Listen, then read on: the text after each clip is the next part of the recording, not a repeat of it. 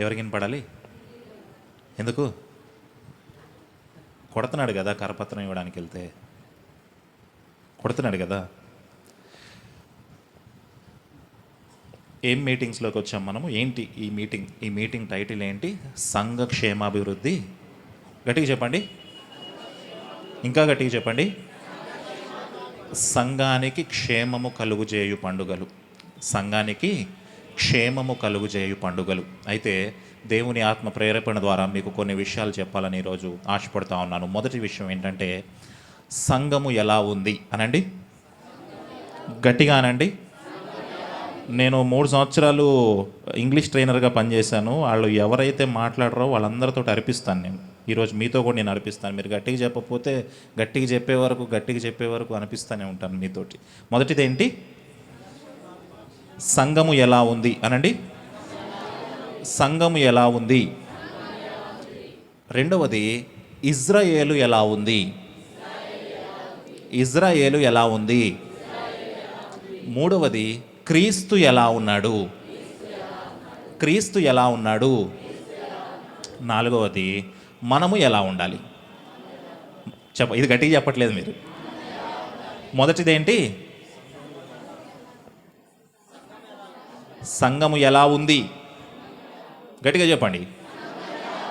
ఇజ్రాయేలు ఎలా ఉంది. క్రీస్తు ఎలా ఉన్నాడు. మనము ఎలాగుండాలి. మొదటిది సంఘము ఎలాగుంది. ఒక ఉపమాన రీతిగా మనం చూద్దాం. మత్తయి సువార్త 13వ అధ్యాయము 36వ వచనము 31వ వచనము మత్తయి సువార్త 13వ అధ్యాయము 31వ వచనము. సంఘము ఎలాగుంది. ఆయన మరి ఒక ఉపమానము వారితో చెప్పెను.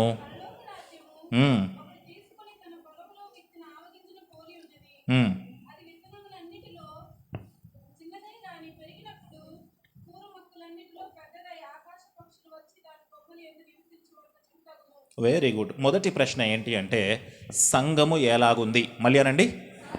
అయితే సంఘము ఎలాగుంది అనేది యేసుక్రీస్తు వారు ఇక్కడ ఒక ఉపమాన రీతిగా బోధిస్తూ ఉన్నారు. మీరు నాతో పాటు చెప్పండి. పరలోక రాజ్యము ఒకడు తీసుకొని తన పొలములో విత్తిన ఆవగింజను పోలి ఉన్నది. ఇక్కడ పరలోక రాజ్యము అనే మాట సంఘానికి సాదృశ్యముగా ఉన్నది. పరలోక రాజ్యము అనే మాట సంఘానికి సాదృశ్యముగా ఉన్నది. ఇక్కడ ఆవగింజ అనే మాట సువార్తకు సాదృశ్యంగా ఉంది. దేనికి సాదృశ్యంగా ఉంది? పరలోక రాజ్యం దేనికి సాదృశ్యంగా ఉంది? సంఘానికి సాదృశ్యంగా ఉంది. ఆవగింజ దేనికి సాదృశ్యంగా ఉంది? సువార్తకు సాదృశ్యంగా ఉంది. ఇక్కడ ఒకడు అనే మాట ఉంది కదా. ఈ ఒకడు ఎవరంటే, మీ చోట్లకు వచ్చి సువార్త చేస్తున్న పాస్టర్లు. మీ చోట్లకి వచ్చి సువార్త చేస్తున్న పాస్టర్లు. సంఘము ఇక్కడ పరలోక రాజ్యం అంటే ఏంటి? సంఘము. ఆవగింజ అంటే ఏంటి? సువార్త. ఒకడు అంటే ఎవరు? వీళ్ళు పాస్టర్లు, సేవకులు, లేదా మీ ప్రాంతాలకు వచ్చి అన్నీ విడిచిపెట్టి సేవ చేస్తున్న సేవకులు. పరలోక రాజ్యము లేదా సంఘం ఎలా ఉందంట, ఒక ఆయన యేసుదాస్ గారు బాపట్ల నుంచి ఒక చిన్న ఆవగింజను తీసుకొచ్చారు. ఏంటి ఆవగింజ? సువార్త అనే ఒక ఆవగింజను తీసుకొచ్చి మేడపి అనే ప్రాంతంలో విత్తారు. ఎక్కడ విత్తారు? అది ఆ మేడపి అనే ప్రాంతంలో విత్తిన తర్వాత ఏం జరిగిందంట? 32వ వచనం చూడండి ఒకసారి. అది విత్తనములన్నిటిలో, నాతో పాటు చెప్పండి, గట్టిగా చెప్పాలి. అది విత్తనములన్నిటిలో చిన్నదే కానీ పెరిగినప్పుడు కూర మొక్కలన్నిటిలో పెద్దదై. యేసుదాస్ గారు బాపట్ల నుంచి మేడపి వచ్చినప్పుడు ఒక చిన్న ఆవగింజంత సువార్తను తీసుకొచ్చి ఈ ప్రాంతంలో విత్తారు. అది చిన్నది. ఎంతది? చిన్నదే కానీ అది ఏమైందంట? పెరిగి ఇంత అయిపోయింది. హల్లెలూయా. చిన్నదే కానీ అది పెరిగినప్పుడు కూర మొక్కలలో, అంటే కూర మొక్కలు ఏంటి? కరివేపాకు, తోటకూర, ఆకుకూరలు ఇవన్నీ ఉంటాయి చూడండి.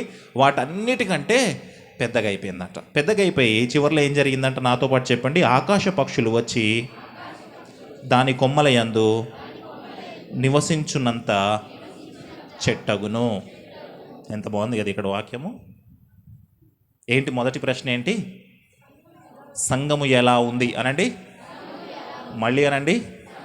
సంఘము ఎలాగుంది అంటే అక్కడ నుంచి ఏదో తెలియని ప్రాంతం నుంచి ఒక చిన్న ఆవగింజంత సువార్తను పట్టుకొచ్చి ఇక్కడ విత్తితే అది కూర మొక్కలన్నిటికంటే పెద్దగా అయిపోయిందంట. దాని మీదకి ఏమొచ్చి వాళ్ళని అంట, ఆకాశ పక్షులు వచ్చి వాళ్ళని అంట. ఎంత బాగుంది కదా, ఎంత బాగుంది కదా.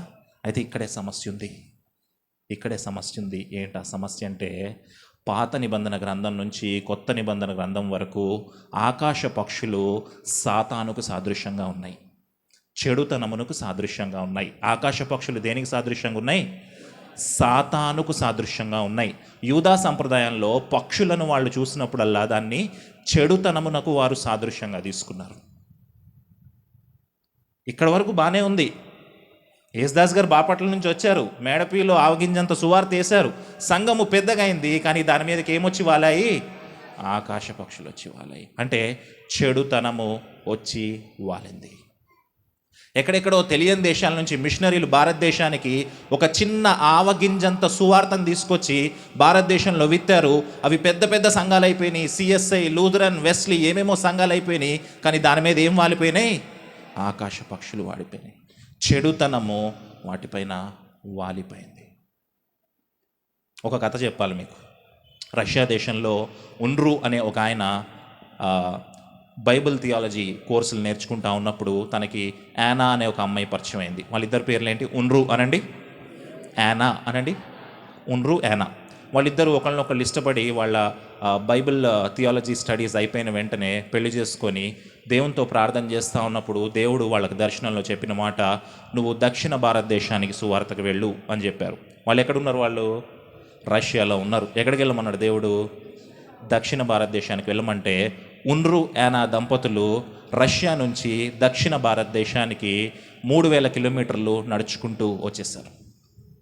ఎన్ని వేల కిలోమీటర్లు? 3000 కిలోమీటర్లు. ఆఫ్ఘనిస్తాన్, పాకిస్తాన్ అన్ని దేశాలు దాటుకుంటూ దక్షిణ భారతదేశము శంషాబాద్ అనే ప్రాంతానికి, ప్రస్తుతానికి అక్కడ ఒక ఎయిర్పోర్ట్ కట్టబడింది హైదరాబాద్లో, ఆ ప్రాంతానికి వచ్చారు. అక్కడ నుండి దేవునికి ప్రార్థన చేస్తున్నప్పుడు దేవుడు నువ్వు భువనగిరికి వెళ్ళు అని పంపించాడు. భువనగిరికి వెళ్ళినప్పుడు అక్కడ కొంతమంది మహమ్మదీ సోదరులు, ఇస్లాం సోదరులు వాళ్ళని బాగా కొట్టి అక్కడి నుంచి తరిమేసినప్పుడు అప్పుడు నిజాం రాజు ఉన్నాడు. నిజాం రాజు దగ్గరికి వెళ్ళి, మేము ఈ రష్యా దేశం నుంచి నడుచుకుంటూ సువార్త చెప్పడానికి ఇక్కడికి వచ్చాము, వీళ్ళేమో మమ్మల్ని కొడుతున్నారు అంటే నిజాం రాజు కూడా ఏమన్నాడంటే, వాళ్ళు కూడా మా వాళ్లే కదా, నేనైతే మీకు ఎలాంటి ప్రొటెక్షన్ ఇవ్వలేను, మీరు భువనగిరి కాదు కానీ జనగాం అనే ఒక ప్రాంతం ఉంది వరంగల్లో, అక్కడికి వెళ్ళిపోయి మీరు సేవ చేసుకోండి అన్నారు. అయితే అక్కడుండి వాళ్ళు ప్రార్థన చేస్తుండగా నిజాం రాజు ఏదైతే చెప్పాడో ఆ ప్రాంతానికి నువ్వు వెళ్ళు అని చెప్పి ప్రభువు మాట్లాడినప్పుడు హైదరాబాద్ నుంచి మళ్ళీ వాళ్ళు తిరిగి జనగాం ప్రాంతానికి వెళ్ళారు. జనగాం ప్రాంతంలో సువార్త సభలు పెట్టి 3000 ఆత్మలు సంపాదించారు. హల్లెలూయా. ఎన్ని వేల కిలోమీటర్లు నడుచుకుంటూ వచ్చారు? ఎన్ని వేల ఆత్మలు సంపాదించారు? అక్కడ ఒక గొప్ప సంఘాన్ని కట్టారు. దాని పేరు ఉన్రు బ్యాప్టిస్ట్ చర్చ్. ఏంటది? బాగుంది కదా, ఇక్కడ వరకు కథ బాగుంది కదా. అలాగే ఉన్రు బ్యాప్టిస్ట్ చర్చ్తో పాటు 32 ఎకరాల భూమిని సంపాదించారు. ఎంత? 32 ఎకరాల భూమిని సంపాదించారు. దాంతోపాటు అప్పట్లో నిజాం రాజు హైదరాబాదులో ధనవంతుల పిల్లల కోసం, వ్యాపారుల పిల్లల కోసం, రాజుల పిల్లల కోసం ఒక పెద్ద స్కూల్ కడుతున్నాడు. దాని పేరేంటంటే హైదరాబాద్ పబ్లిక్ స్కూల్. ఏంటది? హైదరాబాద్లో ఆయన ఒక పెద్ద స్కూల్ కడుతున్నాడు. ఎవరి కోసం కడుతున్నాడు? బాగా డబ్బున్న వాళ్ళ కోసం కడుతున్నాడు. అయితే ఈ ఉన్రు, యానా దంపతులు హైదరాబాద్లో నిజాం రాజు ఒక పెద్ద స్కూల్ కడుతున్నాడు కదా, అలాంటి స్కూలే నేను జనగాంలో కడతాను, వరంగల్లో కడతాను అని చెప్పి హైదరాబాద్లో ఎలాంటి మోడల్ స్కూల్ ఉందో అలాంటి స్కూల్నే జనగాంలో కట్టించారు.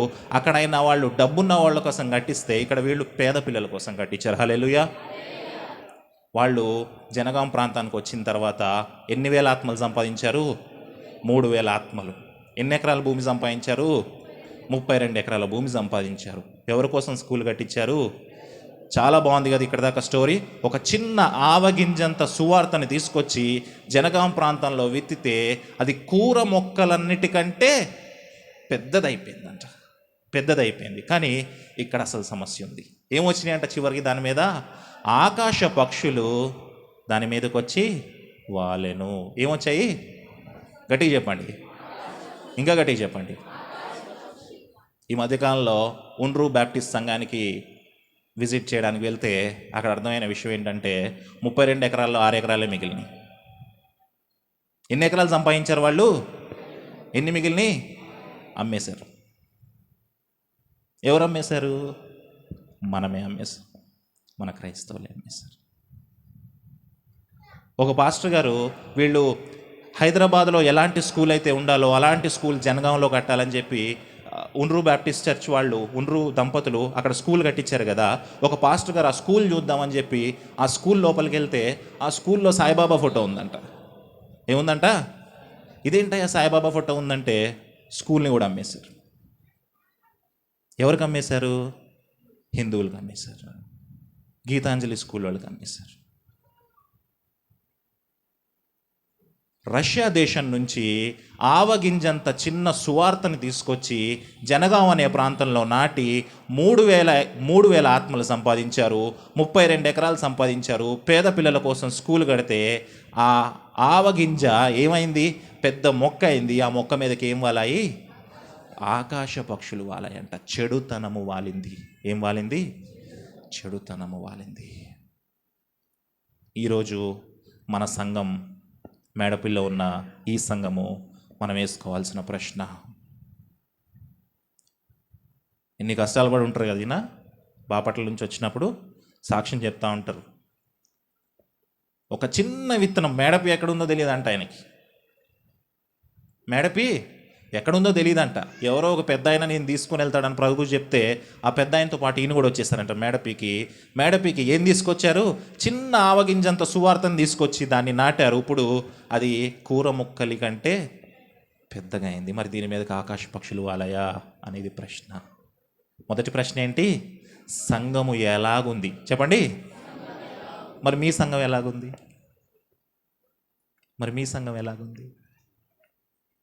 మీ సంఘం ఎలాగుంది? ప్రశ్న. దేవుడు మీతో మాట్లాడుతూ ఉన్నాడు. ఎన్ని కష్టాలు పడి ఉంటారు కదా. పాత జ్ఞాపకాలు ఎన్ని ఉంటాయి కదా. బహుశా మాథ్యూస్ అన్న యేసుదాసయ్య గారి కోసం ఈ పాట రాశారేమో. ఏం పాట అది? నీ సేవలో ఎదురైనా, పాడతారు ఎవరన్నా? ఎన్నో సమస్యలలో నా బలమును చూచుకొని నిరా చెందితిని. నీ సేవలు ఎదురైనా ఎన్నో సమస్యలలో నా బలమును చూచుకొని నిరాశ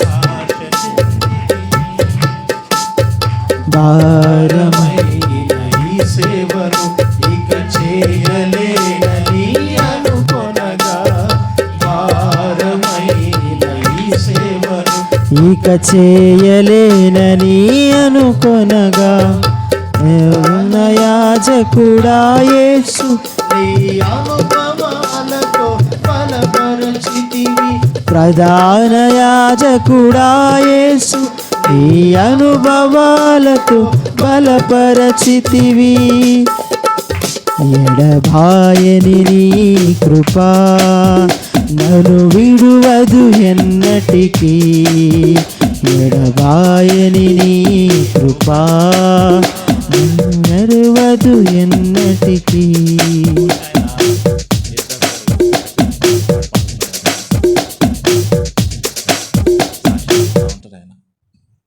ఆయన ఇక్కడ సేవ విడిచిపెట్టి వెళ్ళిపోవాలనుకున్నప్పుడు 3 ఆడపిల్లలు వచ్చి ఉన్నారు. అయ్యగారు ఇక్కడ వాళ్ళు ఒకసారి ఉంటే ఒకసారి లేకమని చెప్దాం వాళ్ళని.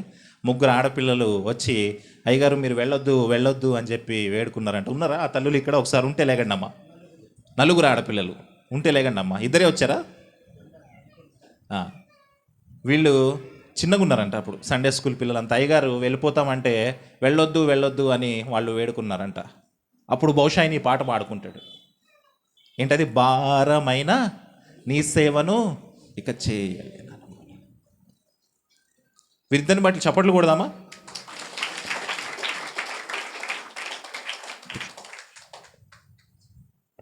ఒకవేళ వీళ్ళు ఆ రోజు అయ్యగారిని బ్రతిమలాడకపోతే మనందరం ఇక్కడ కలిసి మాట్లాడుకునే వాళ్ళమా? ఒక చిన్న ఆవగింజంత సువార్తని బాపట్ల ప్రాంతం నుంచి యేసుదాస్ గారు తీసుకొచ్చి మేడపి ప్రాంతంలో నాటారు. హల్లెలూయా. అది కూర మొక్కలన్నిటికంటే పెద్దదైంది. దాని మీద పక్షులు వాలకుండా చూసుకోవాల్సిన బాధ్యత మీది. దాని మీద పక్షులు వాలకుండా చూసుకోవాల్సిన బాధ్యత మీది. చూసుకుంటారా? మరి అయ్యగారిని బాగా చూసుకుంటారా? సంఘాన్ని బాగా చూసుకుంటారా? ఆమేనందామా ఒకసారి? ఒకవేళ అలాగూ మీరు చూసుకుంటే కనుక దేవుడు మిమ్మల్ని దీవించునుగాక. ఇప్పుడు సంఘము ఎలాగుంది అనే ప్రశ్నలో రెండవ భాగానికి వెళ్దాం. 33వ వచనంలోకి వెళ్దాం. ఇంకొక ఉపమానం ఉంది ఇక్కడ. ఏంటి ఉపమానము? 33వ వచనం చదవండి. ఆయన మరి ఒక ఉపమానము వారితో చెప్పెను. పరలోక రాజ్యము ఒక స్త్రీ తీసుకొని పిండి అంతయు పులిసి పొంగు వరకు 3 కుంచముల పిండిలో దాచిపెట్టిన పుల్లని పిండిని పోలి ఉన్నది. ఇందాక సంఘము ఎలాగుందంట? చిన్న ఆవగింజను పోలింది కదా. ఇక్కడ సంఘము లేదా పరలోక రాజ్యము ఎలా ఉందంటే ఒక స్త్రీ తయారు చేసిన పిండిలాగా ఉందంట. ఎలా ఉందంట? ఒక స్త్రీ ఒక పిండి తయారు చేసింది. ఉదాహరణకు పాస్టర్ గారు వస్తే పాస్టర్ అమ్మ గారు కొంచెం పిండి చేసి కొన్ని రొట్టెలు చేద్దాం అని అనుకుంటారు. అయితే ఆ తయారు చేసిన పిండిలోకి ఒక చెడుతనము ప్రవేశించిందంట. ఆ తయారు చేసిన పిండిలోకి ఒక చెడుతనము ప్రవేశించిందంట. ఎప్పుడైతే పిండిలోనికి చెడుతనము ప్రవేశిస్తుందో, ఎప్పుడైతే పిండి పాడైపోతుందో అదేమైపోతుందంటే పుల్లగా అయిపోతుంది. ఏమవుతుంది? అలాగే అది పొంగిపోతుంది. ఏమవుతుంది? పిండి పాడైపోయినప్పుడు అది పొంగిపోతుంది. పిండి పాడైపోయినప్పుడు అది పుల్లగా అయిపోతుంది. చాలామంది ఏం చెప్తారంటే మా సంఘానికి 10,000 మంది వస్తారంటారు. ఎంతమంది వస్తారు? ఇంకొక ఆయన ఏం చెప్తారంటే నాది భారతదేశంలోనే నాదే పెద్ద సంఘం అంటాడు. పిండి కొంచెముగా ఉన్నది, తయారు చేసిన స్త్రీ కొంచెంగానే తయారు చేసింది. కానీ దానిలోకి చెడుతనము ప్రవేశించినప్పుడు అది పొంగిపోయెను. ఏమైపోయిందంట? అంటే 3 కోసం తయారు చేసిన పిండి 10 మందికి సరిపోయేంతగా పొంగిపోయిందంట. అందులోకి పులుపు వచ్చేసింది, పుల్లదనం వచ్చేసింది, పొంగిపోయింది. పాత నిబంధన గ్రంథంలో ఎక్కడెక్కడైతే పిండి పొంగిపోయిందో, ఎక్కడెక్కడైతే పిండి పుల్లగా అయిపోయిందో దాన్ని తినొద్దు అని చెప్పి యెహోవా దేవుడు చాలా క్లియర్గా చెప్తా ఉన్నాడు.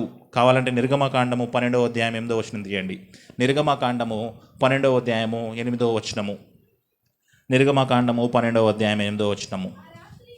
ఆ రాత్రియే వారు అగ్ని చేత కాల్చబడిన ఆ మాంసమును వేటిని తినాలంట? గట్టిగా చెప్పండి. పొంగని రొట్టెలు అనండి. పొంగని రొట్టెలు అంటే పాడైపోని రొట్టెలు మీరు తినాలి. పాడైపోయినవి కాదు. పొంగిపోయిందంటే ఏంటి అర్థం? పాడైపోయిందని అర్థం. ఈరోజు చాలామంది చెప్తా ఉంటారు కదా, నా దగ్గర ఇన్ని వేల ఆత్మలు ఉన్నాయి, నేను ఇన్ని వేల సంఘాన్ని కట్టాను, కానీ అందులోనికి ఏం ప్రవేశించిందంట?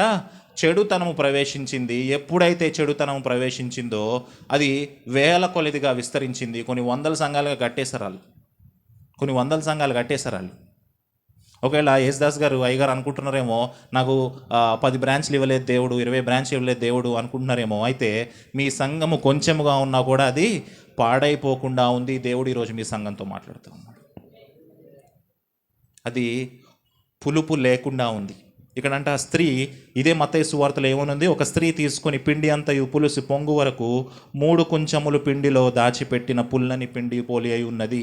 3 కుంచములు అంటే ప్రస్తుతం మన లెక్క ప్రకారము 100 మందికి సరిపోయేంత పిండి అయిపోయిందంట. అది ఒక స్త్రీ 100 మందికి సరిపోయేంత పిండి తయారు చేయగలదా? ఆవిడ కొంచెం తయారు చేసి ఉంటుంది ఒక 10 మందికి. కానీ అందులోనికి చెడుతనం ప్రవేశించి పులుపు వచ్చి పొంగిపోయి ఏం జరిగింది? అది 100 మందికి సరిపోయేంతగా అయిపోయింది.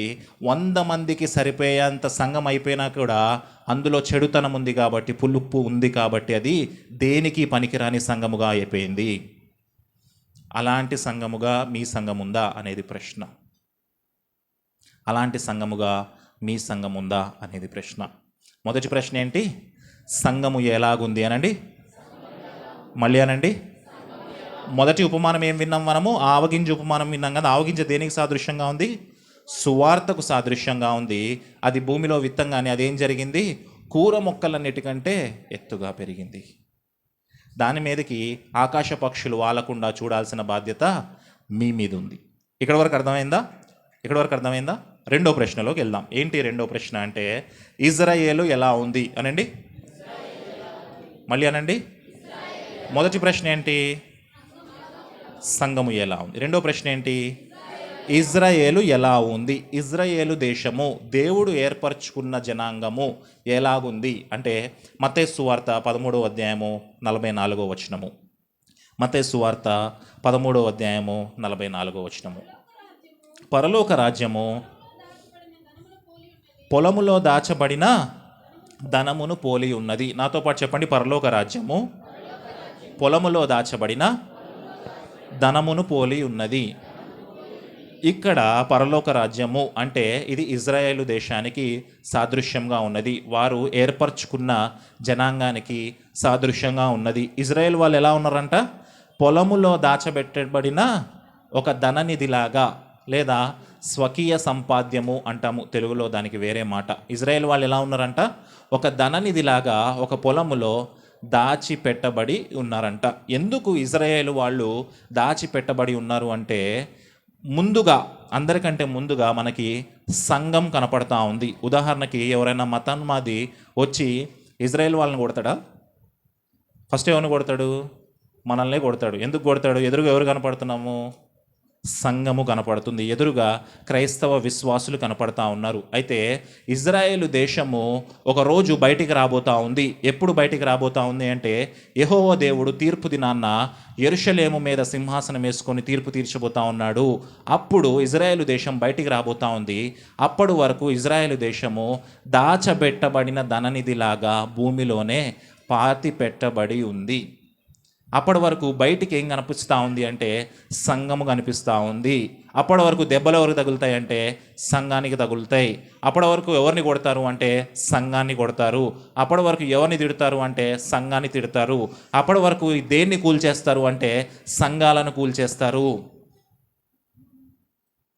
ఎప్పటి వరకు అంటే దాచిపెట్టబడిన ధననిధి ఏదైతే ఉందో ఇజ్రాయేలు తీర్పు దినాన్న బయటకు వచ్చే వరకు. రెండో ప్రశ్న ఏంటి? ఇస్రాయేలు ఎలా ఉంది? ఇజ్రాయేల్ ఎలా ఉందమ్మా? ఎలా ఉంది? దాచిపెట్టబడిన ధననిధిలాగా ఉంది. ఎలా ఉంది? దాచిపెట్టబడిన ధననిధిలాగా ఇజ్రాయెల్ దేశం ఉంది. ఒకసారి నిర్గమకాండము 19వ అధ్యాయం 5వ వచనం తీద్దాం. నిర్గమకాండము 19వ అధ్యాయం 5వ వచనం. నిర్గమకాండం 19వ అధ్యాయం 5వ వచనం. నిర్గమకాండము 19:5. కాగా మీరు నా మాట శ్రద్ధగా విని నా నిబంధన అనుసరించి నడిచిన ఎడల మీరు సమస్త దేశ జనులలో నాకు స్వకీయ సంపాద్యమగుదురు. ఇందాక చెప్పాను కదా, దాచబెట్టబడిన ధననిధికి ఇంకో మాట ఏంటి అంటే స్వకీయ సంపాద్యము అగుదురు. ఇజ్రాయేలు తోటి యెహోవా దేవుడు మాట్లాడుతూ ఉన్నారు. మీరు ఒకవేళ బాగా నా మాట వింటే గనక, మీరు నేను చెప్పింది చేస్తే గనక మిమ్మల్ని కొంతకాలం వరకు నేను స్వకీయ సంపాద్యముగా నేను భూమిలో దాచిపెడతాను. స్వకీయ సంపాద్యంగా నేను మిమ్మల్ని భూమిలో దాచిపెడతాను అని చెప్పి వాళ్ళకు ఒక వాగ్దానం చేస్తూ ఉన్నాడు. ఎప్పటి వరకు అంటే యెరూషలేము మీద ఆయన సింహాసనం వేసుకొని తీర్పు దినం వచ్చే వరకు తగిలే దెబ్బలన్నీ ఫస్ట్ ఎవరికి తగులుతాయి? మనకి తగులుతాయి, సంఘానికి తగులుతాయి. అప్పటి వరకు ఫస్ట్ ఫేస్, ఫ్రంట్ లైన్లో, ముందు లైన్లో ఎవరు ఉంటారయ్యా అంటే సంఘము ఉంటుంది. దాచిపెట్టబడిన ధననిధి బయటికి వచ్చే వరకు, దాచిపెట్టబడిన ధననిధి బయటికి వచ్చే వరకు. చూడండి, కీర్తనల గ్రంథం 135వ అధ్యాయం 4వ వచనం. కీర్తనల గ్రంథము 135వ అధ్యాయము 4వ వచనము. యెహోవా తన కొరకు యాకోబును ఏర్పరచుకొనెను, తనకు స్వకీయ ధనముగా ఇశ్రాయేలును ఏర్పరచుకొనెను. ఇశ్రాయేలు ఎలా ఏర్పరచుకున్నాడంట? స్వకీయ ధనముగా ఏర్పరచుకున్నాడు. స్వకీయ ధనము అంటే దాచిపెట్టబడిన ధననిధిగా దాన్ని ఏర్పరచుకున్నాడు. ఇంకో వచనం చూద్దామా? ద్వితీయోపదేశకాండం 7వ అధ్యాయం 6వ వచనం. ద్వితీయోపదేశకాండము 7వ అధ్యాయము 6వ వచనము. ద్వితీయోపదేశకాండము 7వ అధ్యాయము 6వ వచనం. నీ దేవుడైన యెహోవాకు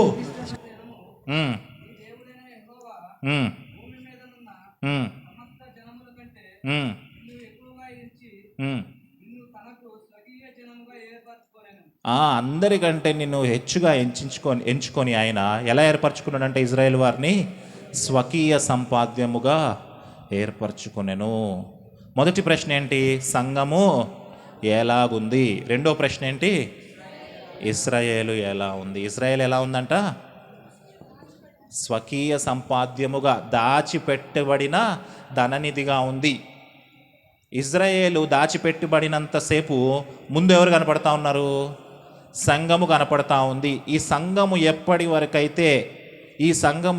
వరకైతే యెహోవా దేవుడు యెరూషలేము మీద సింహాసనం వేసి కూర్చోబోతా ఉన్నాడో అప్పటి వరకు సంఘానికి శ్రమలు తప్పవు. హల్లెలూయా.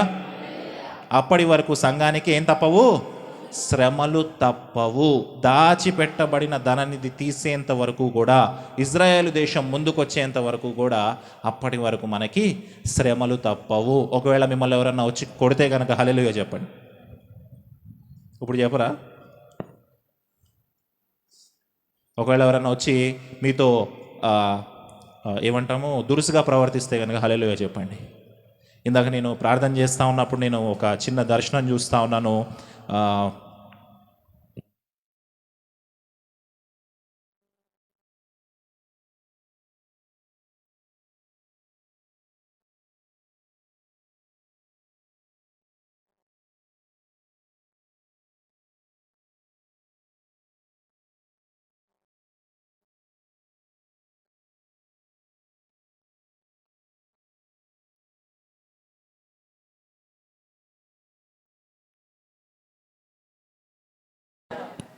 అందులో ఎంతోమందిని దేవుడు ఏర్పరచుకోబోతా ఉన్నాడు. హల్లెలూయా.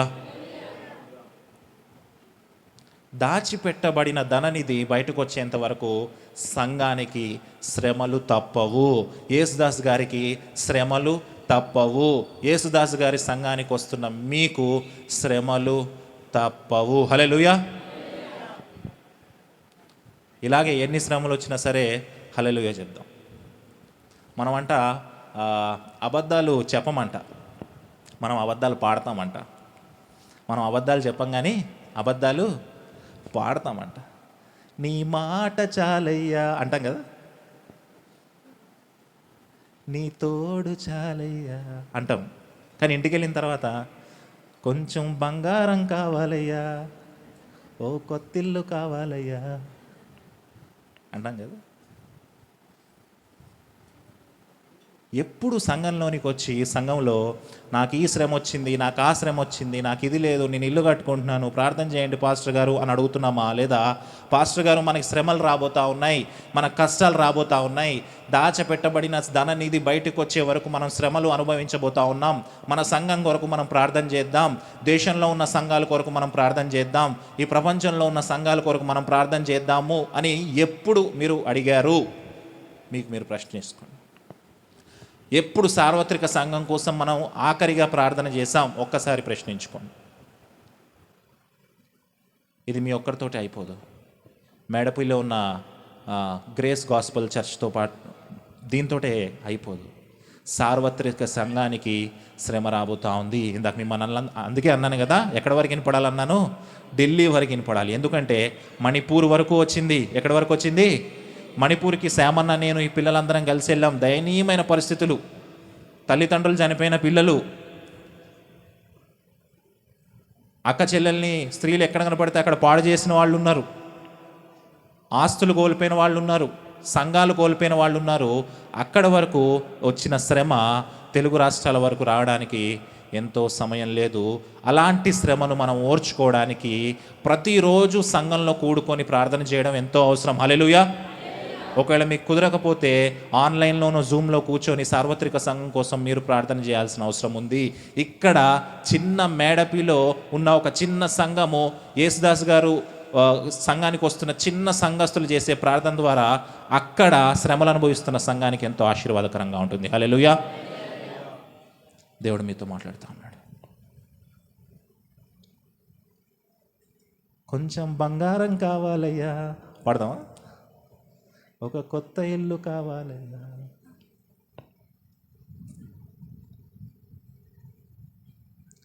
నాకు శ్రమలు కావాలయ్యా అని పాడదామా? మాకు కష్టాలు కావాలయ్యా అని పాడదాము. పోనీ నేను ప్రార్థిస్తానయ్యా అని పాడదాము.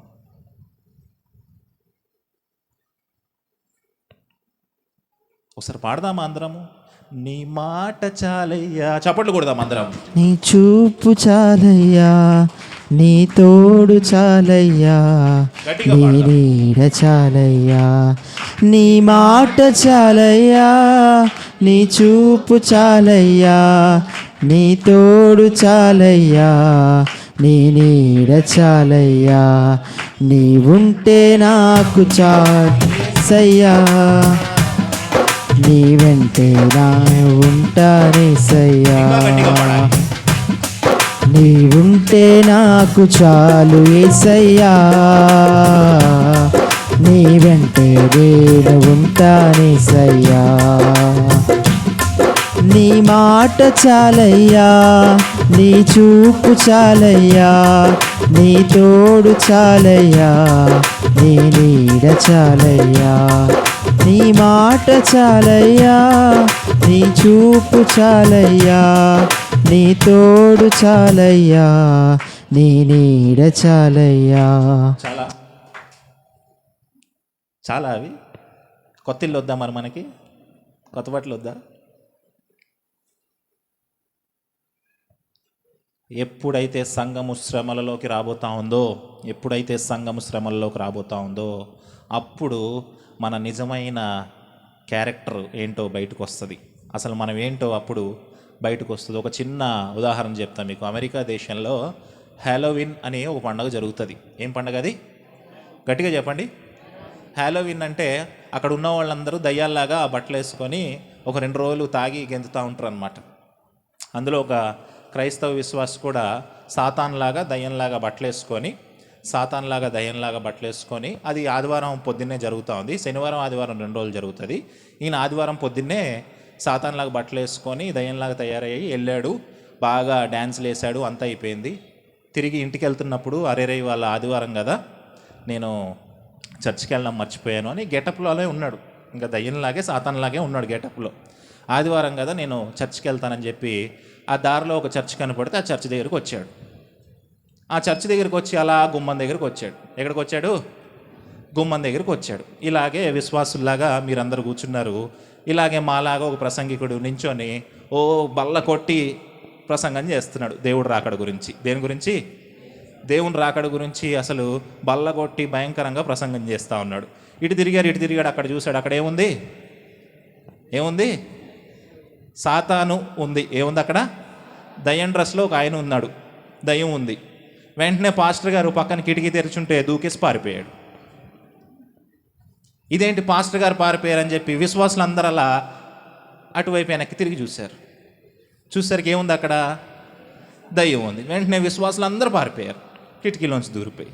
ఒక్క స్త్రీ మాత్రము అక్కడ ఉంది. పాపం ఆవిడ కొంచెం లావుగా ఉండేసరికి కిటికీలోకి పట్టలేకపోయింది, అక్కడే ఉంది. ఆవిడ ఏం చేసిందంటే ఏసు రక్తం చేయి అని చెప్పి ఇలా వణుకుతూ ఉంది.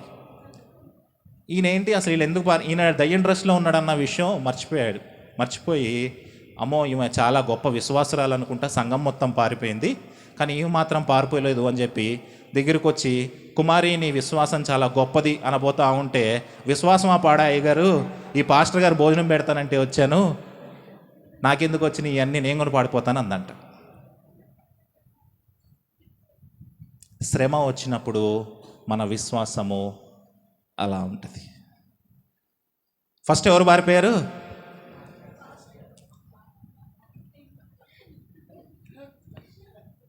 మేమే పారిపోయాం ఫస్ట్. శ్రమ వచ్చినప్పుడు మన విశ్వాసము అలా ఉంటుంది. అప్పటి వరకు పాడతాం, నీ మాట చాలయ్యా, నీ చూపు చాలయ్యా, అప్పటి వరకు పాడతాం. ఏదైనా వచ్చిందంటే నేను పారిపోతే చాలయ్యా, నా ప్రాణం ఉంటే చాలయ్యా, ఇంకోసారి బతుకుంటే మళ్ళీ ఆదివారం వస్తాను అనుకుంటా. ఆమేనా? రెండవ ప్రశ్న, ఇజ్రాయేలు ఎలా ఉంది? మొదటి ప్రశ్న ఏంటి? సంఘము ఎలాగుంది? దేవుడు మీతో మాట్లాడుతూ ఉన్నాడు, సంఘము ఎలాగుంది అనండి. రెండో ప్రశ్న, ఇజ్రాయేలు ఎలాగుంది? ఎలా ఉందంటే ఇజ్రాయేలు దాచపెట్టబడిన ధననిధిలాగుంది. ఆ దాచపెట్టబడిన ధననిధి బయటికి వచ్చే వరకు ముందు ఎవరు కనపడతా ఉన్నారు? సంఘము కనపడతా ఉంది, విశ్వాసులు కనపడతా ఉన్నారు. ఆ దాచపెట్టబడిన ధననిధి బయటికి వచ్చేంత వరకు సంఘము శ్రమలు అనుభవించక తప్పదు. ఇప్పుడు చెప్పండి హల్లెలూయా. ఇంకా గట్టిగా చెప్పండి. మూడో ప్రశ్న, యేసుక్రీస్తు ఎలా ఉన్నాడు అనండి. గట్టిగా అనండి. యేసుక్రీస్తు ఎలా ఉన్నాడు? మొదటి ప్రశ్న ఏంటి? రెండో ప్రశ్న, మూడో ప్రశ్న, యేసుక్రీస్తు ఎలాగున్నాడు? యేసుక్రీస్తు ఎలాగున్నాడంటే మత్తయి సువార్త 12వ అధ్యాయము 18వ వచనము. మత్తయి సువార్త 12వ అధ్యాయము 18వ వచనము. ఇదిగో ఈయన నా సేవకుడు. అందరు నాతో పాటు చెప్పండి. ఇదిగో ఈయన నా సేవకుడు. యేసుక్రీస్తు గురించి యెహోవా దేవుడు ఇస్తున్న సాక్ష్యం ఇది. యేసుక్రీస్తు గురించి యెహోవా దేవుడు ఇస్తున్న సాక్ష్యం ఇది ఏంటంట? ఇదిగో చెప్పండి. ఇదిగో ఈయన నా సేవకుడు. యెహోవా దేవుడికి యేసుక్రీస్తు వారు ఏమవుతారు? సేవకుడు అవుతారా? కుమారుడు అవుతాడు కదా. కుమారుణ్ణి, తన సొంత కుమారుణ్ణి ఈయన నా పనోడు అంటున్నాడు. ఆయన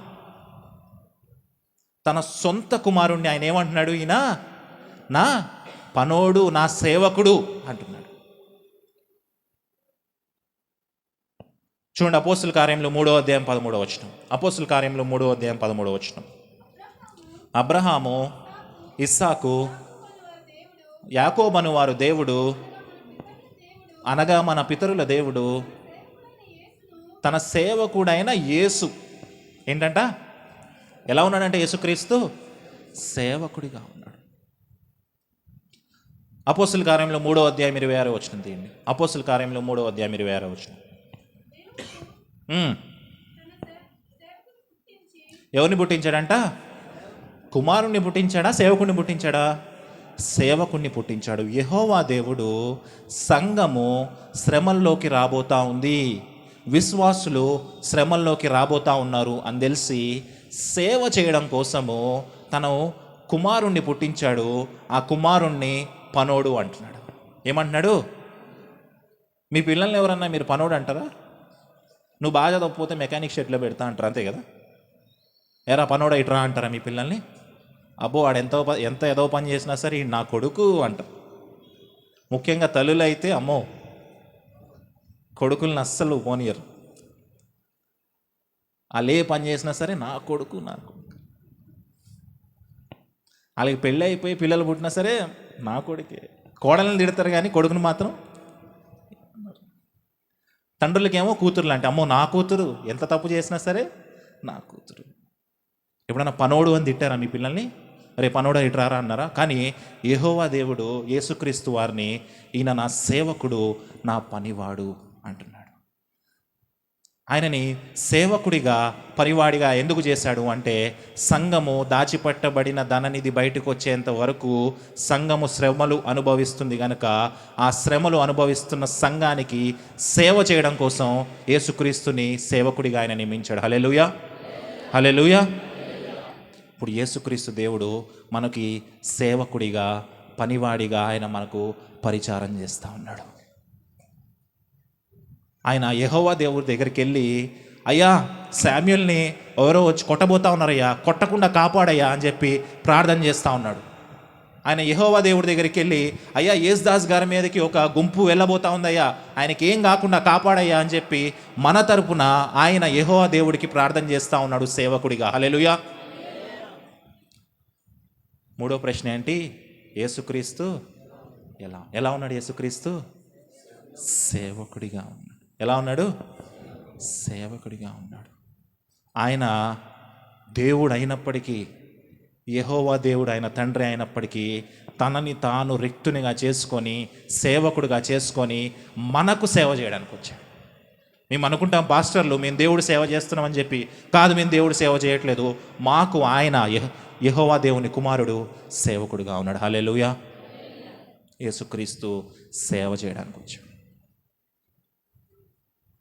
ఒకరోజు తీర్పు దినం వస్తుంది. తీర్పు దినంలో యెహోవా దేవుడు న్యాయాధిపతిగా సింహాసనం మీద కూర్చున్నప్పుడు వరుసగా పిలిపిస్తుంటాడు మనందరినీ. రే ప్రేమిలరా అంటాడు. వచ్చి ప్రేమ పాపాలన్నీ లెక్క పెడతా ఉంటాడు. లెక్కబెట్టి తీసుకెళ్ళి నరకంలో వేసేయండి అంటే వెంటనే అప్పుడు మన లాయర్ వస్తాడు. ఎవరా లాయర్ అంటే యేసుక్రీస్తు. లాయర్ ఫాస్ట్గా పరిగెత్తుకుంటూ వచ్చి, వద్దొద్దయ్యా, ఈయన నా రక్తంలో కడగబడిన వాడు, ఈయన నేం చేయకయ్యా అని చెప్పి యెహోవా దేవుడి దగ్గర వేడుకుంటా ఉన్నప్పుడు, అవునా నీవాడా, నీ రక్తంలో కడగబడ్డా, అయితే ఇతని పాపాలన్నీ మాఫీ అయిపోయినాయి, ఇతని పరలోక రాజ్యం పంపించేయండి అంటాడు. హల్లెలూయా. యేసుక్రీస్తు మనకి సేవకుడిగా ఉన్నాడు. ఎలా ఉన్నాడు? సేవకుడిగా ఉన్నాడు. రెండో చూడండి, ఈయనను, గట్టిగా చెప్పండి నాతో పాటు, ఈయనను నేను ఏర్పరచుకొంటిని, ఈయన నా ప్రాణమునకు ఇష్టుడైన నా ప్రియుడు. మొదటి లైన్లో ఏమన్నాడు ఆయన్ని? ఈయన నా సేవకుడు. ఇక్కడ ఏమంటున్నాడు ఆయనని? నాకు ఇష్టమైన ప్రియుడు, నాకు ఇష్టమైన ప్రియుడు. దాని తర్వాత చూడండి, ఈయన మీద నా ఆత్మ ఉంచెను అనండి. ఈయన అన్యజనులకు న్యాయ విధిని ప్రచురము చేయును. అన్యజనులకంట న్యాయ విధిని ప్రచురం చేస్తాడంట. నేను చెప్పాను కదా ఇందాక, మన సంఘానికి శ్రమలు రాబోతూ ఉన్నాయి.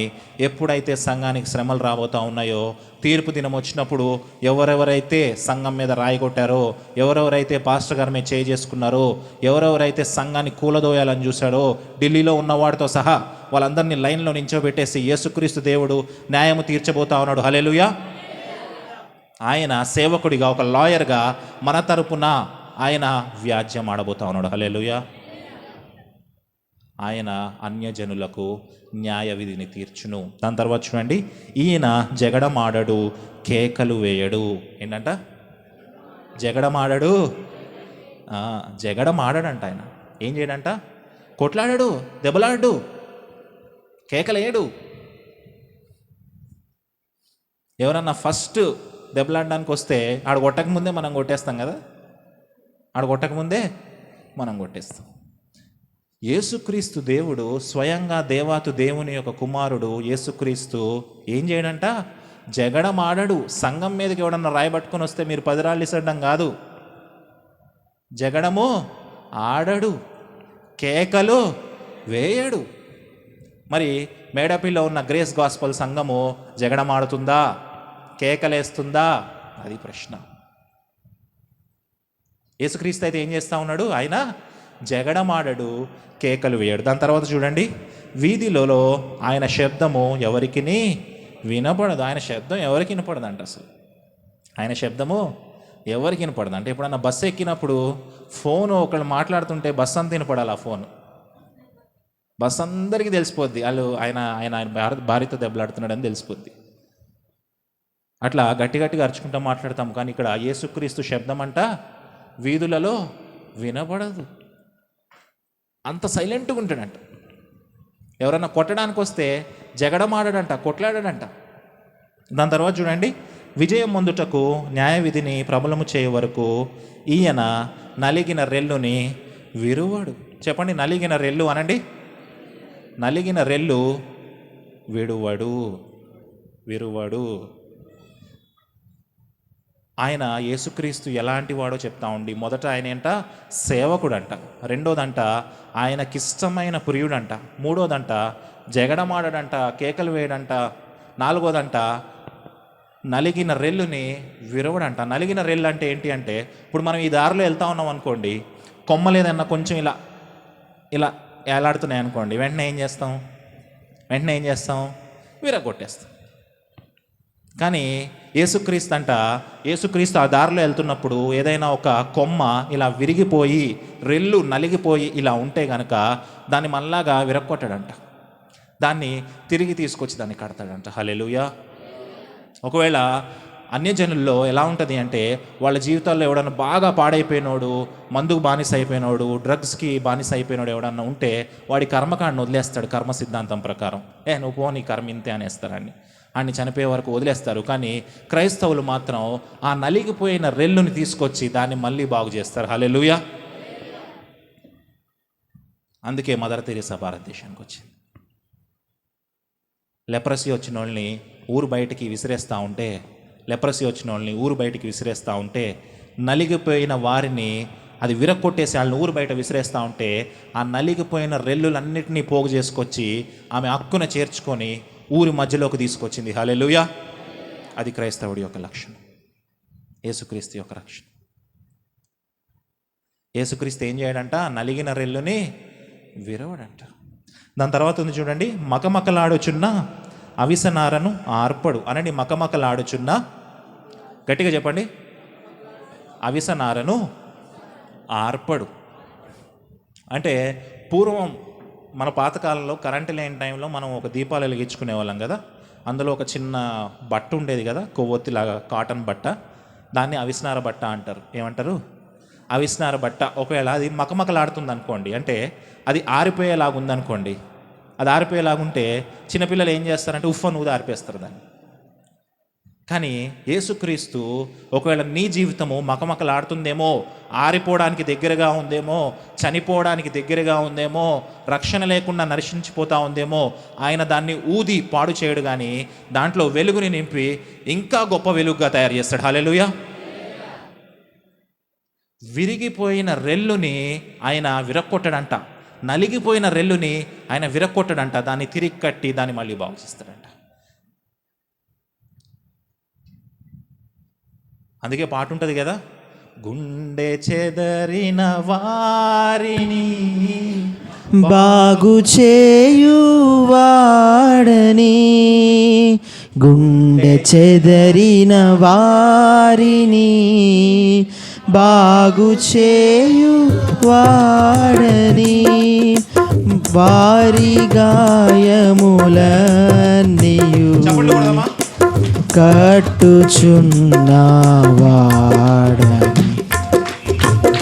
వారి గాయములన్నీయు కట్టుచున్నవాడని, దేవునికి స్తోత్రము గానము చేయుటయే మంచిది.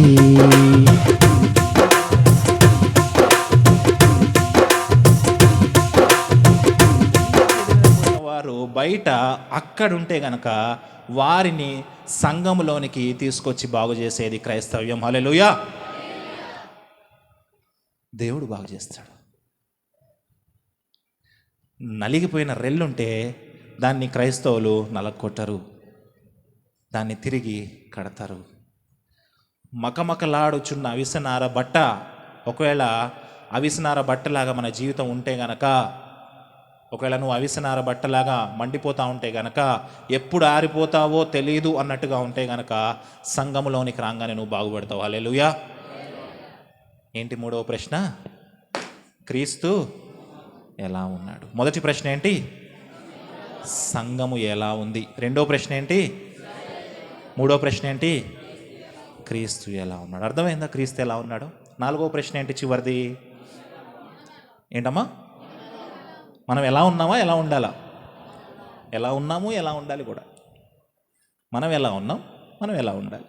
ఎలా ఉన్నాం మనము? ఎలా ఉన్నాం మనము? మీతో మాట్లాడుతూ ఉన్నాడు. ఒక కాకి ఏ రంగులో ఉంటుంది? ఇప్పుడు నలుపు తెలుపు గురించి మాట్లాడలేదులే, కానీ నేను మామూలుగా చెప్తున్నా మీకు. కాకి, నల్లగా ఉన్న కాకి ఎగురుకుంటూ కళ్ళు తిరిగి కింద పడిందంట. కళ్ళు తిరిగి ఎక్కడ పడింది? అది కింద పడేటప్పుడు తెల్ల పెయింట్ డబ్బాలో పడిందంట. ఎందులో పడింది? తెల్ల పెయింట్ డబ్బాలో పడింది. ఇప్పుడు కాకి ఏ రంగు వచ్చింది? నలుపు కాకి తెల్ల రంగు వచ్చింది. బయటకు వచ్చి చూసుకుందంట, అరే నేను తెల్లగా అయిపోయానే, చక్కగా తెల్లని పావురంలాగా అయిపోయానే అని చెప్పేసి తెల్ల పావురాలు ఉన్న గుంపులోకి దూరిందంట. తెల్ల పావురాలు ఉన్న గుంపులోకి ఇది దూరిందంట. ఆ పక్కనున్న పావురాలు కూడా ఇది కూడా మన పావురం ఏమో అనుకుంటున్నాయి, ఎందుకంటే అన్నీ తెల్లగానే ఉన్నాయి కదా. అయితే ఇది పావురం ఎలా అయితే ఊపుతుందో ఇది కూడా ఊపుతుందంట. పావురం ఎలా అయితే ఉందో అలాగే ఇది కూడా యాక్టింగ్ చేస్తుందంట. పావురం ఏదైతే తింటుందో ఇది కూడా తింటుందంట. అయితే కాసేపటికి వర్షం పడిందంట. కాసేపటికి వర్షం పడి కాకి మీద ఉన్న తెల్ల పెయింట్ మొత్తం పోయింది. కాకి అసలు రంగు బయటకు వచ్చింది. నువ్వు నేను సున్నం కొట్టిన కాకుల్లాగున్నామా? విశ్వాసే, బాప్తిసం తీసుకున్నావు, రక్షణ పొందావు, చాలా బాగుంది. తాగను అని మానేసావు, బాప్తిసం తీసుకొచ్చి మోకాళ్ళు వేసి ప్రార్థన చేసావు. కానీ బయటికి వెళ్ళిన తర్వాత ప్రభుత్వం మారింది, కొత్త బ్రాండ్ మందులు వచ్చాయి, తాగాలనిపించింది. ఏం పడిందంట? వర్షం పడింది. ఏం పోయింది? రంగు పోయింది. నేను వీడియోలు చూస్తూ ఉన్నప్పుడు భలే అనిపించింది. ఊర్లో స్కూలు బాగుపడితే ఎవడు ఆనందపడలే. ఊర్లో ఒక స్కూలు కాలేజీ బాగుపడితే ఎవరు ఆనందపడలే. కొత్త కింగ్ఫిషర్ బీర్లు వచ్చాయి అనగానే తెగ ఆనందపడిపోయారు అందరు. కింగ్ఫిషర్ బీర్లు వచ్చాయి. మనకు చదువు అక్కర్లే, మనకు బడి అక్కర్లే. ఏం కావాలి? నాలుగో ప్రశ్న ఏంటి? మనము ఎలాగ ఉన్నామో ఎలాగా ఉండాలి? ఎలా ఉన్నాం మనం? సంఘంలో చక్కగా మోకాళ్ళేసి ఒక అమ్మగారు చక్కగా ప్రార్థన చేస్తూ ఉందంట. ఇంటికి వెళ్ళిన తర్వాత లైన్ అమనాబూతులు తిడుతుందంట.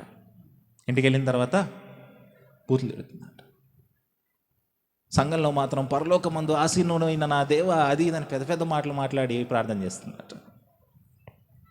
మీతో మాట్లాడుతూ ఉన్నాడు దేవుడు.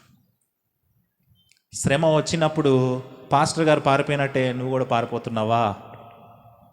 లేదా విశ్వాసముతో సంఘము కొరకు, సంఘ క్షేమాభివృద్ధి కొరకు నిలబడుతున్నావా? అది ప్రశ్న. కష్టం వచ్చినప్పుడు, శ్రమ వచ్చినప్పుడు అందరూ పారిపోయినట్టే నువ్వు కూడా పారిపోతా ఉన్నావా? లేదా శ్రమ వచ్చినప్పుడు సంఘ క్షేమాభివృద్ధి కోసము, సంఘము అంటే మేడపిలో ఉన్న గ్రేస్ గాస్పల్ సంఘం మాత్రమే కాదు, సార్వత్రిక సంఘము. ఏంటది? సార్వత్రిక సంఘము. మణిపూర్లో అల్లర్లు జరిగినప్పుడు భారతదేశంలో ఉన్న క్రైస్తవ సంఘాలన్నీ మోకాళ్ళ మీదకి వచ్చి ప్రార్థన చేసినాయి. హల్లెలూయా. రేపొద్దున్న ఒకవేళ మేడపల్లి ఉన్న గ్రేస్ గాస్పల్ సంఘానికి శ్రమ వస్తే గనక హైదరాబాద్లో ఉన్న మా చిన్న సంఘం కూడా ప్రార్థన చేస్తుంది. హల్లెలూయా. భారతదేశంలో, ప్రపంచంలో సంఘానికి ఎలాంటి శ్రమ వచ్చినా మనందరం కలిసి మోకాళ్ళ మీద ప్రార్థన చేయబోతా ఉన్నాం. హల్లెలూయా. అలా ప్రార్థన చేయాలి అంటే మనకు ఒకటి కావాలి. ఏం కావాలంటే హెబ్రీలకు రాసిన పత్రిక 11వ అధ్యాయం 6వ వచనం. హెబ్రీలకు రాసిన పత్రిక 11వ అధ్యాయం 6వ వచనం. దీన్ని అందరం కలిసి చదువుదాం. అది హెబ్రీలకు రాసిన పత్రిక 11వ అధ్యాయము. విశ్వాసము లేకుండా దేవునికి ఇష్టడై ఉండుట అసాధ్యము. అందరు తీసారా? అందరూ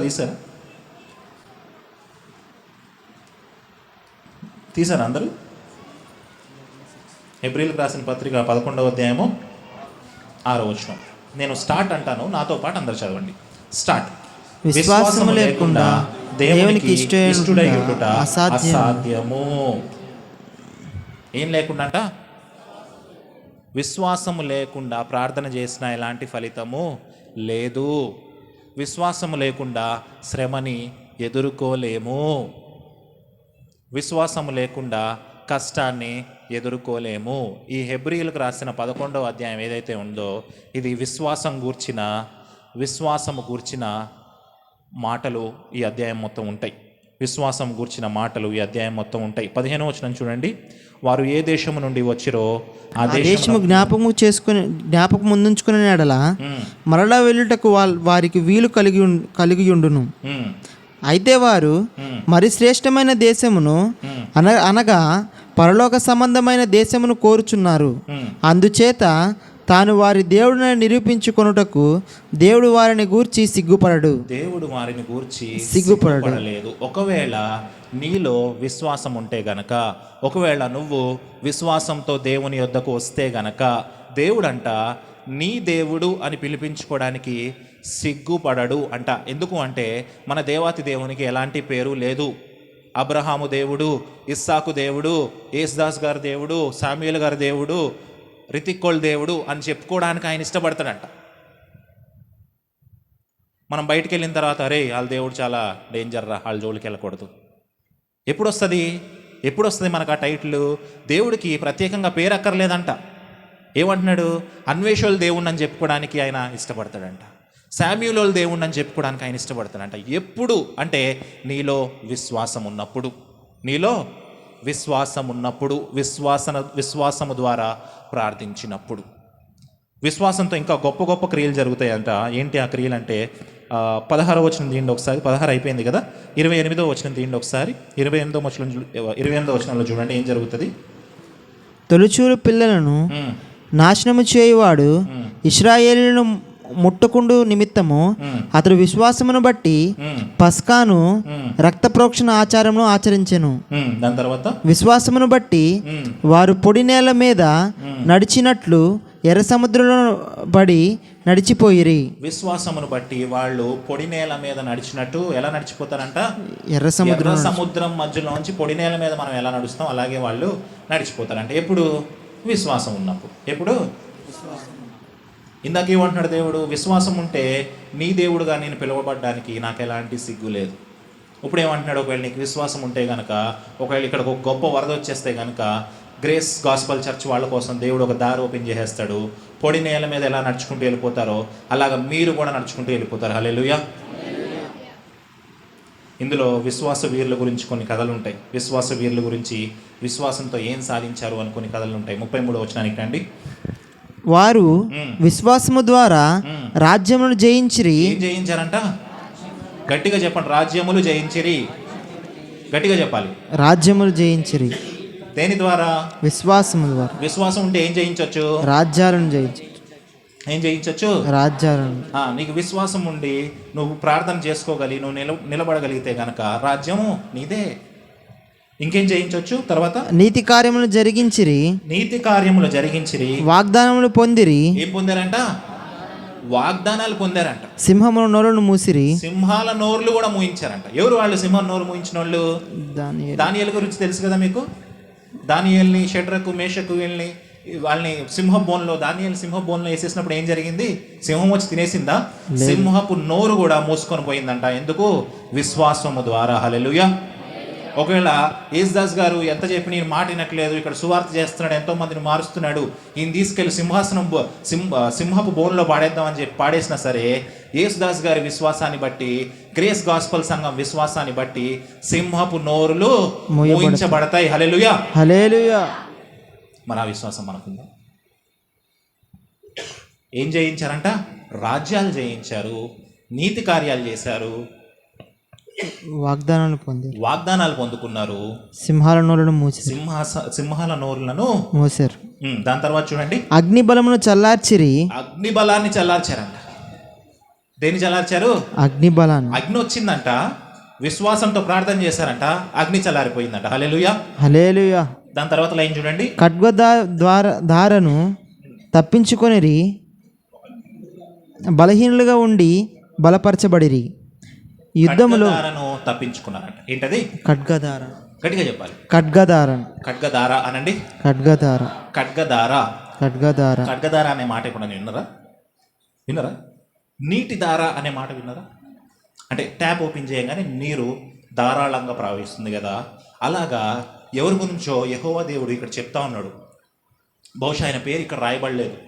ఆయన బహుశా యుద్ధానికి వెళ్ళాడేమో దేవుడి కోసం. వెళ్ళినప్పుడు శత్రువు ఖడ్గం పట్టుకొని నీళ్లు దారగా ఎలా అయితే వస్తాయో అలా దారలాగా పొడి చేయబోతుంటే దాన్ని కూడా ఆయన తప్పించుకున్నాడంట విశ్వాసాన్ని బట్టి. హల్లెలూయా. హల్లెలూయా.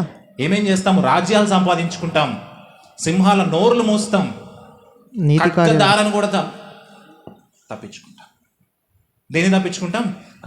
దారను కూడా. రేపొద్దున ఎవడన్నా కత్తి పట్టుకొని వచ్చి మిమ్మల్ని వేసేస్తామన్నా కూడా విశ్వాసమును బట్టి ఆ ఖడ్గ దారను కూడా తప్పించుకొని బ్రతుకుతాం. హల్లెలూయా. హల్లెలూయా. దాని తర్వాత ఏముంది? బలహీనులుగా ఉండి బలపరచబడిరి. చాలా బలహీనంగా ఉన్నారంట, కానీ విశ్వాసమును బట్టి బలపరచబడ్డారు. దాని తర్వాత యుద్ధములో పరాక్రమశాలులైరంట. యుద్ధములో బలహీనులే, చాలా బలహీనులు, కత్తి ఎత్తడం కూడా రాదు, కానీ యుద్ధం వచ్చేసరికి బలం తెచ్చుకొని పరాక్రమశాలులై యుద్ధాన్ని జయించి పడేశారంట. హల్లెలూయా. హల్లెలూయా. ఒకసారి నేను ఒక చిన్న వృత్తాంత క్రమాన్ని నాకు ఎప్పుడన్నా రాసుకోవాలనిపించినప్పుడు సొంతంగా నేను రాసుకుంటా ఉంటాను. నాకు దేవునికి ఉన్న అనుభవాలు ఒక చిన్న వృత్తాంత క్రమం మీకు చెప్పే ప్రయత్నం చేస్తాను. నేనంట ఒక చిన్న పిల్లోడు ఉన్నాడు. ఏడి మన ప్రేమ్ జోయల్ ఏడి? ప్రేమ్ జోయల్ అంతా చిన్న పిల్లోడు ఉన్నాడు. ఆ చిన్న పిల్లోడికి పెద్దగా మాటలు కూడా రావట్లేదు, బట్టలు కూడా సరిగ్గా లేవు. చిన్న నిక్కర్ ఉందంట, మొలతాడు తెగిపోయి నిక్కర్ కూడా జారిపోతుందంట. ఇంటి బయట కూర్చొని ఆడుకుంటా ఉన్నాడు. వాళ్ళ నాన్న ఇంట్లో కొంచెం అలసిపోయి పడుకున్నాడంట. అయితే వాళ్ళ నాన్నని చంపడానికి శత్రువు కత్తి పట్టుకొని గేట్ దగ్గరకు వచ్చాడు. అయితే వీడు బయట ఆడుకుంటున్నాడు కదా, అక్కడ ఒక కత్తి ఉందంట, వాళ్ళ నాన్న కత్తి, ఇంత పెద్దది. వీడు చూశాడంట, మా నాన్న చంపడానికి ఎవరో వచ్చాడు, నేను నన్ను ఇప్పుడు వేసేస్తానని చెప్పి వాళ్ళ నాన్న కత్తి తీసుకొని ఈడు చంపడానికి వెళ్ళిపోతున్నాడంట. ఆయన కత్తి పైకి లేపుతున్నాడంటే ఈడు కింద పడిపోతున్నాడంట, చెడ్డీ కూడా జారిపోతుందంట. వెళ్ళిపోతుందంట. గేట్ దగ్గరికి వెళ్ళి, రే వేసేస్తాను నిన్ను, మా నాన్న జోలికి వచ్చావంటే అంటున్నాడంట. వచ్చి ఇలా తిప్పేస్తున్నాడంట, కింద పడిపోతున్నాడంట. ఆ ఎదురుగా ఉన్న శత్రువు చూసి, రే పిల్లోడా పక్కకెళ్ళు అని ఆయన చేతితోటి డిప్ప మీద ఒకటి కొట్టాడంట. కొడితే వీడు ఏడ్చుకుంటా రూమ్లోకి వెళ్ళిపోయి తండ్రి పాదాల దగ్గర పడి, నాన్న నన్ను ఆడు కొట్టాడు, నీ శత్రువు వచ్చి నన్ను కొట్టాడు అంటే నాన్న లేచి అంటున్నాడంట, నువ్వు పక్కకుండు, ఆ కత్తి నాకు ఇవ్వు, యుద్ధము నాది అంటున్నాడంట. హల్లెలూయా. ఆ చిన్న పిల్లోడు ఎవరు తెలుసా? నువ్వు నేను. ఆ కత్తి ఏంటో తెలుసా? దేవుడు చేయాల్సిన యుద్ధాన్ని మనమే యుద్ధం చేసేద్దాం అనుకుని పరిగెత్తుకుంటూ వెళ్ళిపోతాం శత్రువు మీదకి. అప్పుడు ఆడు డిప్ప మీద ఒకటి కొట్టినప్పుడు వచ్చి సంఘంలో కూర్చొని మోకాళ్ళు వేసి ప్రార్థన చేసి, ఈ యుద్ధం నాది కాదు నాయనా, యుద్ధము నీదే అన్నప్పుడు దేవుడు మన యుద్ధాన్ని ఆయన తీసుకుంటాడు. యుద్ధము నీది కాదు, ఆయనది. హల్లెలూయా. ఆయన యుద్ధం చేస్తాడు, నిన్ను గెలిపిస్తాడు. హల్లెలూయా. మరొకవేళ నువ్వు యుద్ధం చేసేస్తున్నావా, నువ్వు కత్తి పట్టుకొని ఎగురుతున్నావా, దేవుడు నీతో మాట్లాడుతున్నాడు.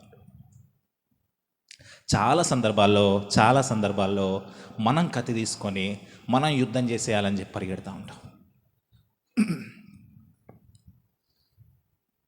అందుకే భక్తుడు అంటున్నాడు కదా, నీ సేవలో ఎదురైనా ఎన్నో సమస్యలలో నా బలమును చూసుకొని నిరాశ చెందితిని.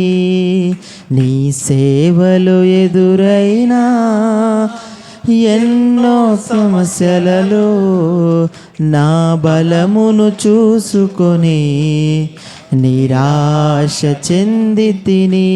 సేవలో కష్టం వస్తే, సేవలో యుద్ధం వస్తే, ఇప్పటి వరకు యేసుదాస్ గారు, ఇప్పటి వరకు శామ్యూల్ గారు, ఇప్పటి వరకు అన్వేష్ గారు సొంత బలాన్ని చూసుకొని యుద్ధం చేసేద్దామని చెప్పి వెళ్తున్నారేమో, కానీ నా బలం వల్ల ఏమవుతుంది? నిరాశ మాత్రమే మిగులుతుంది.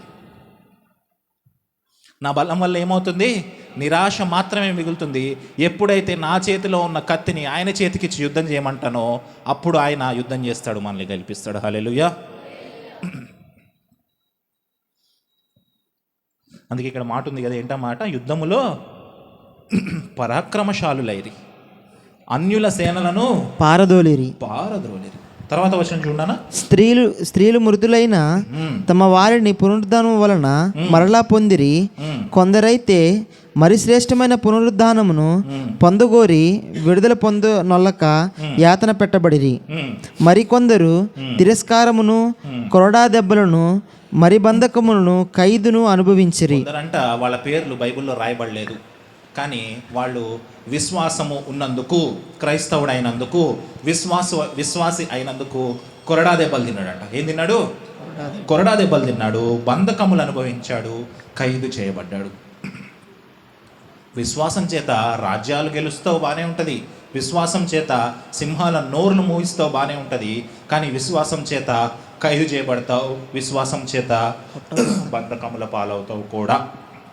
దానికి కూడా సిద్ధంగా ఉండాలి. 37వ వచనం చూడండి. విశ్వాసంతో ఏం జరిగిందంట? రాళ్లతో కొట్టబడిరి. ఏం జరిగిందంట? గట్టిగా చెప్పండి. రాళ్లతో కొట్టబడిరి. ఇంకా గట్టిగా చెప్పాలి. దాని తర్వాత రంపములతో కోయబడిరి. రంపాలతో కోయబడ్డారంట. అలా పేర్లు బైబిల్లో లేవు. ఎంత గొప్ప విశ్వాస వీరులో వాళ్ళు. వాళ్ళ పేర్లు బైబిల్లో లేవు. ఒకవేళ నేను కానీ యేసుదాస్ గారు కానీ మనలో కానీ ఎవరొకళ్ళు కానీ శామ్యుల్ అన్న కానీ ఒకవేళ రాళ్లతో కొట్టబడిన, రంపములతో కోయబడిన చరిత్రలో మా పేర్లు ఉండకపోవచ్చు, చరిత్రలో మా పేర్లు ఉండకపోవచ్చు. కానీ పరలోక రాజ్యం వెళ్ళినప్పుడు లైన్లో నించుంటాం కదా, పిలుస్తాడు దేవుడు, శామ్యుల్ ఇలా రా అంటాడు.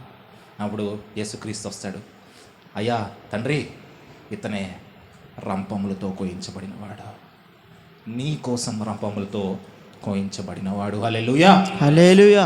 యేసుదాస్ గారు వస్తారు, యేసుదాసు రా, ఏం చేసావు నువ్వు, భూమి మీద నేను పంపించాను కదా, ఏం చేసావు నువ్వు అని అడుగుతాడు. అడిగినప్పుడు యేసుక్రీస్తు వచ్చి మన పట్ల వ్యాజ్యం ఆడుతూ ఉంటాడు. ఆయన అయ్యా యేసుదాస్ అంటే ఈయన, ఆయన నీకు చెప్పాను కదా, ఈయనే రాళ్లతో కొట్టబడ్డాడు. హల్లెలూయా, హల్లెలూయా.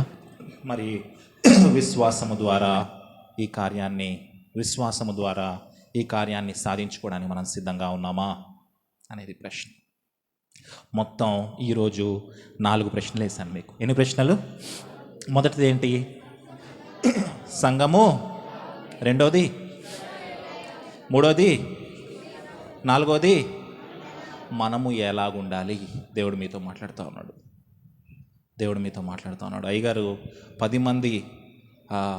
మంది బాప్తిసం తీసుకోవాలంటున్నారు, కానీ నా మనసులో 20 మంది అని ఉంది. హల్లెలూయా.